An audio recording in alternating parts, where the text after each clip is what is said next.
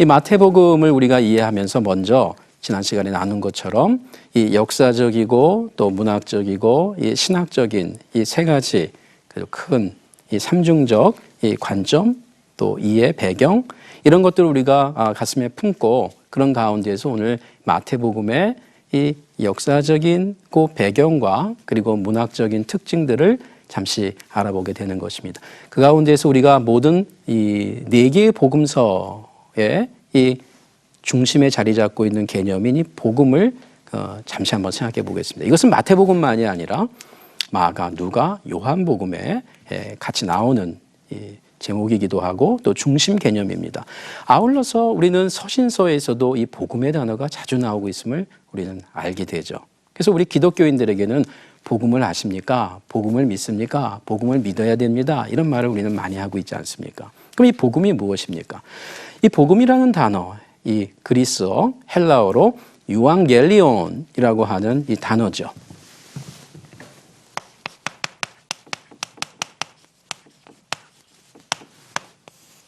이 유앙겔리온이라는 단어는 이미 1세기에 그리스인들이 어느 정도 알고 있었던 개념입니다.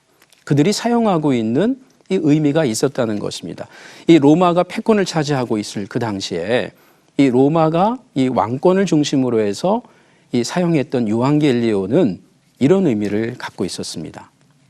로마의 황제가 이 왕의 자리를 차지하게 되었을 때 그것은 이 왕만이 아니라 그 모든 신하들의 이 유앙겔리온이다. 좋은 내용이다. 좋은 소식이다. 이런 의미를 갖고 있었던 겁니다. 또 사용해졌던 것은 이 로마 황제의 이 아들이 태어났을 때에 그것은 복음이다. 좋은 소식이다. 이렇게 활용했던 그러한 가치입니다. 개념입니다. 자, 이와 같은 그 개념을 갖고 있었던 유앙겔리온이라는 단어가 이 바울이나 또 복음서 저자들이 사용할 때에 그들이 이미 알고 있었던 1세기의 이 헬라 로마인들에게 그 가치 체계를 변환시키는 의미를 갖게 되는 것입니다.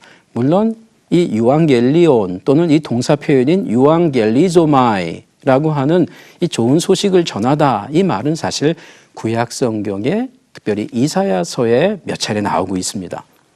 이 이사야서에서 나올 때에는 사실 이 메시아의 이 오심과 함께 이 구약 이 예언의 문맥 속에서 하나님께서 이스라엘을 그 통치하고 다스리는 그 개념을 염두에 두면서 그 좋은 소식의 그 내용을 전하는 자의 발이 아름답다라고 하는 표현과 같이 이 하나님의 종말의 구원의 역사가 그 이루어질 그 내용을 담고 있었던 단어로 사용되어졌던 것입니다.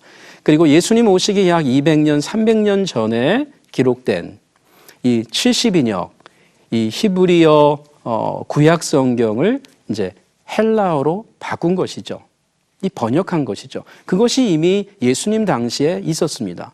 예수님도 그 성경을 읽으셨겠죠. 또 바울도 그 성경을 읽었습니다. 인용도 합니다. 자, 이 70인역이라고 하는 성경 안에 그 이사야에 있던 좋은 소식을 전한다라고 하는 단어가 유앙겔리조마이라고 사용이 되고 있다는 겁니다. 자, 이런 점에서 우리는 이 같은 단어가 이 구약 성경 그리고 유대 이 뿌리를 갖고 있는 개념인과 동시에 1세기의 헬라인과 로마인들에게도 또한 의미를 갖고 있었던 이 통일 개념이었습니다. 그런 점에서 유앙겔리온이라고 할 때에는 구약적 뿌리를 갖고 있는 개념과 함께 현실적으로 1세기의 사람들이 특별히 헬라 로마 사람들이 생각할 때에는 그 로마의 왕권을 중심으로 한 개념으로 갖고 있었던 것입니다.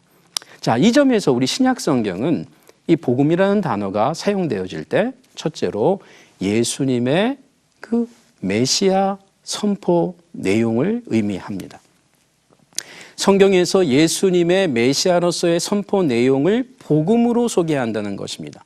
그래서 우리 성경에는 예수님의 하나님 나라, 하늘나라, 이 천국 사역을 이야기할 때 천국 복음, 하나님 나라의 복음, 또 하늘나라의 복음, 그 그 나라의 복음이라는 말로 복음서에 사용되어지고 있는 것입니다. 자, 그러니까 우리 성경의 저자들은 먼저 복음이라는 단어를 드러낼 때 그 가치의 핵심을 예수님의 하나님 나라 선포, 그 하나님 나라가 우리 가운데 왔다라는 것이 좋은 소식이다, 기쁜 소식이다 라고 로마의 그 이해, 왕권을 중심으로 한 이해를 대항하고 저항하면서 의미 있게 사용하고 있는 것입니다. 또 하나 우리에게 신약 성경 안에서 복음이 사용될 때에는 예수 그리스도의 죽으심과 부활 사건의 의미를 선포할 때 복음이라고 소개가 됩니다. 가장 대표적으로 로마서 1장 1절 이하에 나오는 대표적인 것입니다. 우리 성경에는 그래서 복음을 이야기할 때 그 주체가 하나님의 복음이라고 합니다. 또한 동시에 그리스도의 복음이라고 소개가 됩니다. 다시 말하면은 좋은 소식이 뭐냐? 이 로마 시대의 이 왕실의 어떤 그 능력과 파워와 그 아들의 탄생과 그가 왕이 되는 것이 복음이라고 알고 있었던 그 단어를 차용해 와서 하나님께서 이 마지막 때에 구약에 예언한 대로 예수 그리스도를 보내는 그 사건, 그리고 그 예수님께서 이 땅에 오셔서 하나님 나라를 선포한 사건, 그것이 진정한 복음이고, 그리고 동시에 예수님의 십자가의 죽음과 부활 사건의 의미를 깨닫는 것이 참으로 중요한, 가장 중요한 좋은 소식이다 라고 전한다는 것입니다. 자, 그러면 예수님께서는 하나님 나라를 전했는데 그 하나님 나라를 전할 때에 하나님 나라의 복음, 천국 복음이라고 했다면 제자들은 그 하나님 나라를 전하면서도 초점을 예수 그리스도의 죽음과 부활하심을 아는 것이 복음이다 라고 했다는 겁니다. 그리고 이 두 가지가 함께 신약 성경 안에는 복음으로 사용이 됩니다. 사도행전 10장에 보면 베드로 사도께서 이 고넬료 가정을 방문해서 복음을 전할 때, 이 화평의 복음을 전할 때 그 화평의 복음을 전하는 문맥을 보면 예수님께서 하나님 나라를 선포하신 내용과 더불어서 그 예수님의 십자가의 죽음과 부활 사건의 의미가 함께 소개되면서 화평의 복음이라고 얘기한다는 겁니다. 다시 말하면 예수님의 하나님 나라 선포의 내용과 그리고 예수님의 십자가 죽음과 부활 사건의 의미가 각각이 아니라 한꺼번에 통합적으로 다 하나님의 복음, 그리스도의 복음으로 소개가 되고 있다는 것입니다. 그리고 마지막으로는 이 복음이라는 단어가 마가복음 1장 1절에 소개되어 있는 대로 복음의 시작이다. 내가 쓰려고 하는 것은 복음의 시작이고 이제 복음을 다룬다. 그래서 이 복음은 이제 그 내용을 다루고 있는 문서로 의미를 갖게 되었습니다. 우리가 보통 복음서라고 할 때 그 복음서가 바로 그 복음이라고 하는 단어에서부터 출발을 하게 됐다는 것입니다. 자, 그렇게 되면 이제 우리는 이 복음이라는 의미가 매우 1세기에 로마 중심적인 개념과 가치를 비껴나고 오히려 그 중심부를 통과하면서 대체할 수 있는, 아니 이것이야말로 진정한 복음이다 라고 하면서 하나님을 알아야 되고 하나님 나라를 알아야 되고 그리고 무엇보다 예수 그리스도를 아는 것, 그것이 복음이다라는 겁니다. 오늘 우리식으로 말한다면 여러분 행복을 갖고 계십니까? 뭐 이렇게 얘기할 수가 있습니다. 오늘날 행복 그러면 이것이 기독교 용어가 아니라고 다들 알고 있죠. 마찬가지로 그 당시에는 유앙겔리온이라고 할 때 기독교인들의 소유 개념이 아니었습니다. 소유 단어가 아니었습니다. 널리 있었던 단어를 가지고 온 것이죠. 그 점에서 오늘 우리는 이렇게 이야기할 수가 있는 겁니다. 여러분 정말 행복을 아십니까? 행복을 갖고 있습니까? 그리고 그 행복은 여러 행복 중에 하나의 행복이 아니라 유일한 행복, 절대적인 행복. 그 점에서 복음의 개념을 우리가 조금 이해해 볼 필요가 있습니다. 자, 그럼 이제 마태복음의 역사적인 그 배경을 조금 추적해 보겠습니다.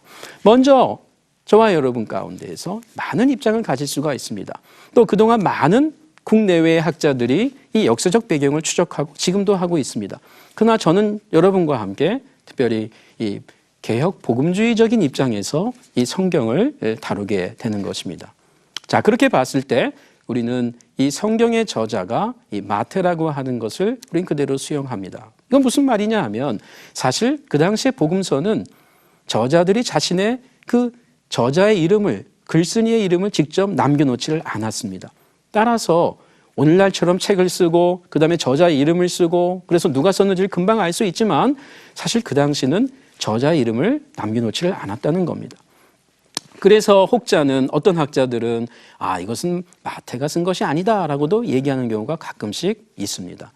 자, 그러나 우리는 1세기에 아주 이른 시기서부터 파피어스라고 하는 이런 그 증언이라든지 또 유세비우스가 그 증언을 그대로 우리에게 소개하는 것을 여러 가지를 고려할 때 속사도와 초대교회의 증언을 고려할 때 우리는 마태가 이 첫 번째 복음서, 그래서 우리는 마태에 따른 복음, 마태가 따른 복음서라고 우리는 인정하게 된다는 것입니다. 따라서 우리는 저자를 마태로 그대로 수용하는 입장입니다.